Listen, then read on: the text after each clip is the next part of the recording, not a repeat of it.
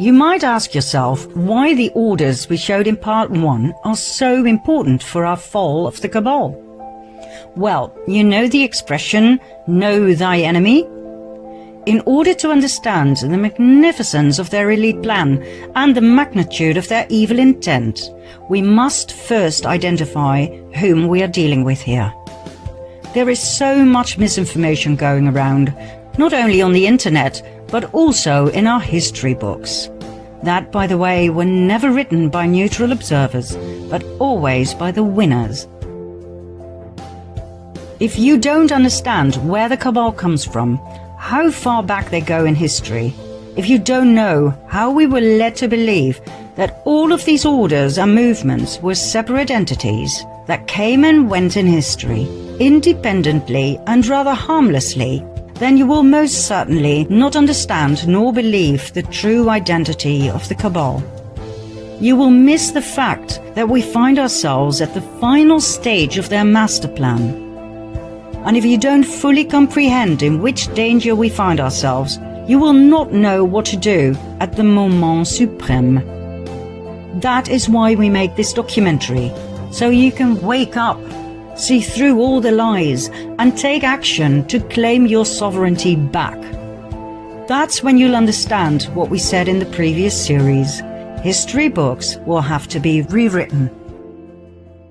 Okay. Let's see where and when our two storylines meet, shall we?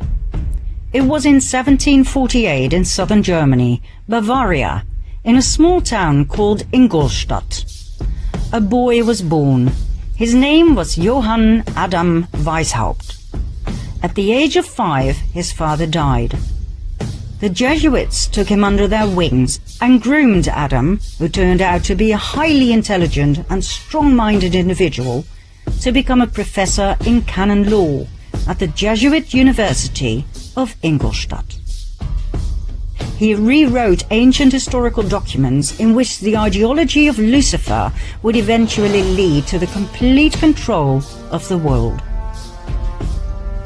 In 1773, a secret meeting took place between Meyer Amschel Rothschild and a select group of 12 elite Khazarian bankers and businessmen. Remember Rothschild, key player in our first storyline? The excessively wealthy and powerful Ashkenazi Khazarian banker from Frankfurt? Well, Rothschild proposed to join forces and riches with the purpose of world dominance. He had set his eye on Adam Weishaupt, who would be perfect to implement their plans in practice and run their organization. And so, on May the 1st, 1776, Adam Weishaupt founded the Bund der Perfektibilisten, the Order of the Perfectionists, later to be called the Order of the Illuminati. It was the fusion of the financial empire of the Rothschilds and the wealth and power of the military order of the Jesuits. Their goal? The creation of a world government and world dominance. Although Weishaupt's name is commonly known among those who study this material, not many people are aware of the fact that he based his Order of the Illuminati on ancient documents, one of which was a letter that was given to him by Rothschild. This letter, referred to as the Constantinople letter, was old and of extreme value to the Ashkenazim. It was 287 years old, written in 1489 by the Nazi, the chairman of the Jewish High Council in Constantinople, as a response to an outcry for help by the head of the Ashkenazi Jews in France. Remember the Khazarians who had fled Russia and who had changed their name to Ashkenazi Jews? They now felt threatened by the other ethnic groups in France. The king had even told them they had to convert to Christianity. The reply of the Nazi in the Constantinople letter was as follows. As for what you say that the King of France obliges you to become Christians, do it, since you cannot do otherwise, but let the law of Moses be kept in your hearts. As for what you say about the demand to despoil you of your goods, Make your sons merchants, that little by little they may despoil the Christians of theirs.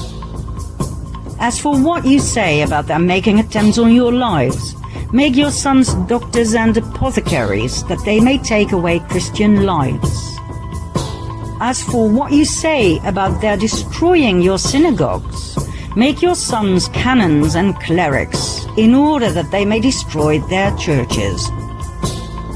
As for the many other vexations you complain of, arrange that your sons become advocates and lawyers, and see that they always mix themselves up with the affairs of state, in order that by putting Christians under your yoke, you may dominate the world and be avenged on them. Do not swerve from this order we give you, for you will find by experience that, humiliated as you are now, you will reach the actuality of power. In other words, they were told to fake a make-believe conversion and to infiltrate every aspect of society: commerce, medicine, religion, and legislation, with the sole purpose of revenge and destruction. How Khazarian! Adam Weishaupt founded the Order of the Illuminati in 1776, financed by the Rothschilds, based on this letter, that, by the way, was based on an even older document, more about which in Part 4. 1 year later, in 1777, Weishaupt joined the Grand Orient Masonic Lodge. He made over 2,000 Jesuits head of the many lodges across the world, thus establishing a massive empire of power, in which the Jesuit order was the spider in the web. Weishaupt then officially left the Jesuit order, so that no suspicion would ever be drawn to the involvement of the Roman Catholic Church and the Jesuit Council in the illustrious plans of the Illuminati. The Rothschilds used their riches to finance wars, as they had found out that by financing both sides of each and every war, they would always win financially. They knew no scruples, no mercy. The alliance of the Luciferian Khazars and the Jesuit order had only just begun. Their goals? Personal gain, wealth and power. The submission of the royal families. The annihilation of the infidels. Protestants, Calvinists, atheists, Muslims, Jews, in other words, the destruction of all religions except the Roman Catholic faith. The destruction of all governments, world dominance of the Pope, and revenge. Revenge on each and every one who had ever betrayed them. Revenge on Russia, first and foremost, the country that had expelled the Khazars. But not only that. Remember the vengeance of the Jesuits on the Pope, who had betrayed them? Well, they weren't done just yet. For the European kings of France, Spain, England, Austria, and so on, who had banned the Jesuit order, were about to have a taste of their wrath. The first pawn the Illuminati alliance put forward was Napoleon Bonaparte.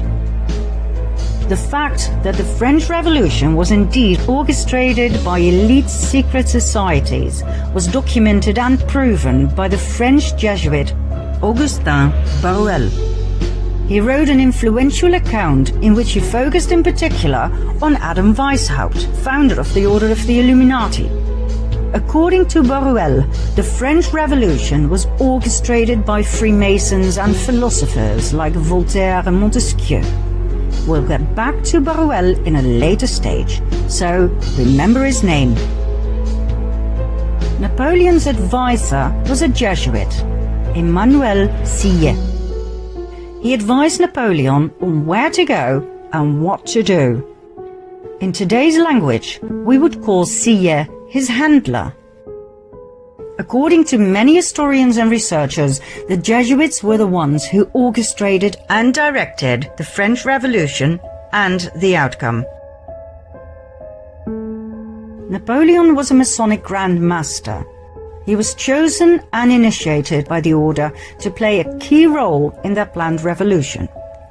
Napoleon's brother, Louis Bonaparte, was made Grand Master of the Grand Orient of France.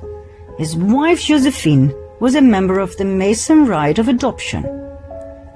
Under Napoleon's rule, the number of lodges in France grew from 300 to 1,220. Napoleon was a puppet of the cabal. We were led to believe he was the front man, but he was not. The hidden hand that some historians believe was to cover an ulcer, seriously, was actually a common Masonic gesture called the sign of the Master of the Second Veil. Many world leaders have shown this sign throughout the ages. The French Revolution started in 1789 and lasted for 10 long and bloody years of absolute terror. It was the master plan of the Jesuit Council to take revenge on France, to destabilize the country through war, and to destroy the French crown. Their tool? The Jacobins, an extremist political movement founded by none other than Napoleon's advisor, the Jesuit Sotien. The Jacobins caused mayhem across France, rioting, plundering, murdering everyone who stood in their way. They left behind a trail of death and destruction wherever they went. The Jesuit plan worked. The guillotines worked overtime.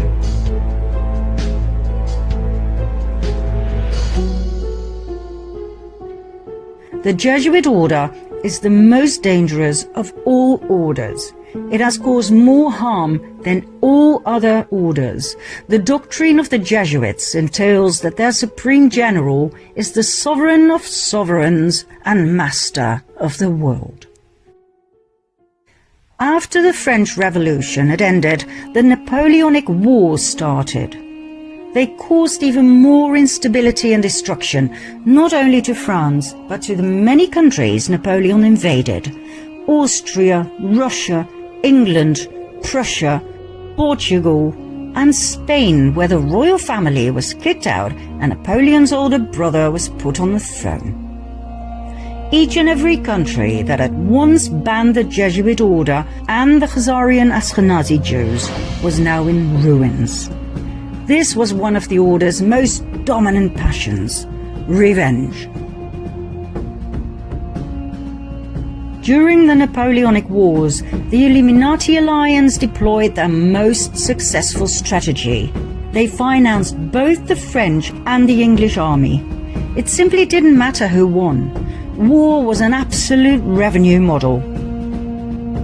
It was the Duke of Wellington who fought Napoleon and who defeated him at the Battle of Waterloo in 1815.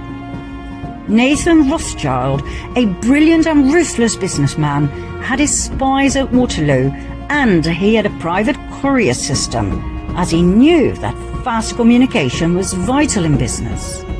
When it was clear that Napoleon had been defeated, the message was immediately sent to Rothschild, who received the news 2 days prior to anyone else. He then made a brilliant move at the London Stock Exchange. Instead of buying English bonds, the gilts, he sold those he had. The other traders noticed and drew the erroneous conclusion that Napoleon must have won the war. They immediately sold their bonds as well, causing the gilt price to drop dramatically. That was the moment Rothschild made his move. He bought all the gilts he could lay his hands on at a very low price. By the time the others had noticed and frantically started buying again, Nathan Rothschild was excessively rich.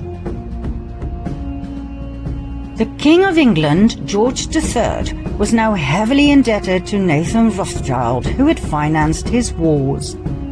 Not only had the king to pay back his debts, he had to pay interest on top of it. He was now in the pocket of the Rothschilds. I care not what puppet is placed on the throne of England to rule the empire. The man who controls Britain's money supply controls the British Empire, and I control the money supply. Next, 1914. The Illuminati alliance, that we shall refer to as the Cabal from now on, simply because it's short and to the point, caused World War I, a war initially solely between Austro-Hungary, a dual empire of Austria and Hungary on the one side, and Serbia on the other. What happened? The ruler of Austro-Hungary, Emperor Franz Joseph I, had no successor to the throne, as his only son had committed suicide. His nephew, Franz Ferdinand, became heir to the throne. But his ideas about politics were very different from his uncle's. Franz Ferdinand wanted to decentralize. He wanted autonomy for the various ethnic groups. He wanted to incorporate Serbia into the dual empire as a political entity equal to Hungary and Austria. He was a thorn in the eye of his uncle, the emperor. Although raised in the Jesuit image of his father and uncle, he had a mind of his own. He refused to adopt his uncle's political vision, and he married the woman he loved, which was so not done within the elite. At the time of extreme internal unrest, the emperor sent his nephew to the border with Serbia, where he and his wife Sophie were murdered. According to the official narrative, it was the Serbian Gavrilo Princip who pulled the trigger. And so, Austro-Hungary declared war on Serbia. Germany joined forces with Austro-Hungary. England, France, Russia, and later Italy, Romania, Bulgaria, and former Turkey, the Ottoman Empire, came to the aid of Serbia. We all know the results. 4 horror years in trenches, 9 million killed. Germany was in ruins, and that was precisely what the Jesuits had aimed for, as Germany was mostly Protestant. You may remember what it said in the Jesuit oath about Protestants. They would do absolutely anything to destroy their horrible race forever. Some historians may question or even deny the Jesuit background of the rulers of Austro-Hungary, which is odd, as they were prominent members of several Jesuit suborders, such as the Supreme Order of Christ. Emperor Franz Joseph was so high up in the Jesuit council that he was authorized to grant titles such as Prince and Grand Master. In 1880, for instance, he granted this title of Prince of the Holy Roman Empire to the Grand Masters of the Order of Malta. He even founded his own order, the Imperial Austrian Order of Franz Joseph. I promise to go deeper into these orders, plus the evidence of their Jesuit connection, in a later episode. For now, we'll leave it here, as we don't want to get lost in history. After all, we still have to cover the Russian Revolution and World War II in a way it wasn't brought to you in school, I promise.